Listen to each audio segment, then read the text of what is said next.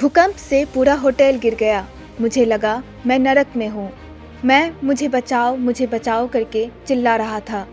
मेरा शरीर बहुत गर्म हो रहा था और मुझे बस पानी की ज़रूरत थी, इसलिए मैंने अपना ही टॉयलेट पी लिया। यह सुनकर आपकी रूह कांप गई ना? तो सोचिए, जब यह शख्स असलियत में इन दुविधाओं को झेल रहा था तब उसकी क्या हालत हुई होगी। और ये जो आप बीती आज के वीडियो में मैं आपको सुना रही हूँ, वो म्यांमार की भूकंप से संघर्ष कर रहे एक शख्स की है। म्यांमार में भूकंप से मची तबाही को 7 दिन से ज्यादा का वक्त हो गया है, लेकिन अभी भी लोगों को मलबे से बाहर निकालने का काम जारी है। इस बीच दुनिया ने भूकंप से भीषण तबाही की कई कहानियां सुनी, लेकिन म्यांमार के प्राइमरी स्कूल के हेडमास्टर टिन माउंग हटवे की कहानी सुनकर आपका दिल दहल जाएगा। जब म्यांमार में 7.7 तीव्रता वाली शक्तिशाली भूकंप ने पूरे इलाके में दहशत फैलाया, तब टिन माउंग भूकंप केंद्र के सबसे नजदीक वाले इलाके सागाइंग में थे।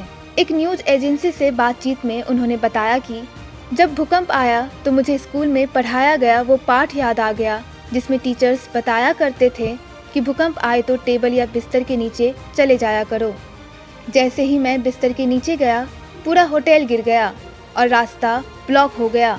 मैं केवल मुझे बचाओ कह सकता था। मैं मुझे बचाओ चिल्ला रहा था।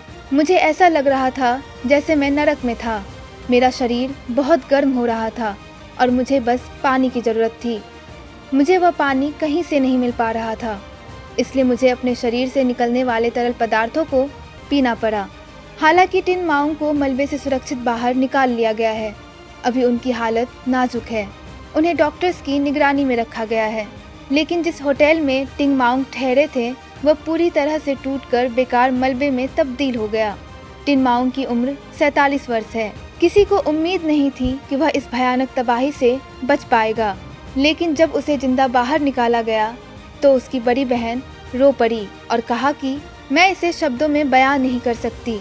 मैं नाच रही थी, रो रही थी और अपनी छाती पीट रही थी, क्योंकि मैं बहुत खुश थी। जब भाई सागाइंग के मुख्य अस्पताल में पहुंचा तो उसने उसे थम्स अप दिखाते हुए कहा, बहन मैं बहुत ठीक हूँ। उसकी इच्छा शक्ति बहुत मजबूत है और मुझे लगता है कि इसलिए वह बच गया। टिन माउंग को भूकंप की तबाही के 5 दिन बाद बाहर निकाला गया। जब वह थोड़े स्वस्थ हुए तो कहा कि मुझे खुशी है कि मैं अब आज़ाद हूँ। अगर मैं मर जाता तो मैं कुछ भी नहीं कर पाता। मैं नहीं मरा, इसलिए अब मैं जो चाहूँ कर सकता हूँ। टिन माउंग जल्दी से ठीक होकर वापस स्कूल में बच्चों को पढ़ाना चाहते हैं, लेकिन दूसरी तरफ वह बौद्ध भिक्षु बनने पर भी विचार कर रहे हैं। Bureau report, India.com।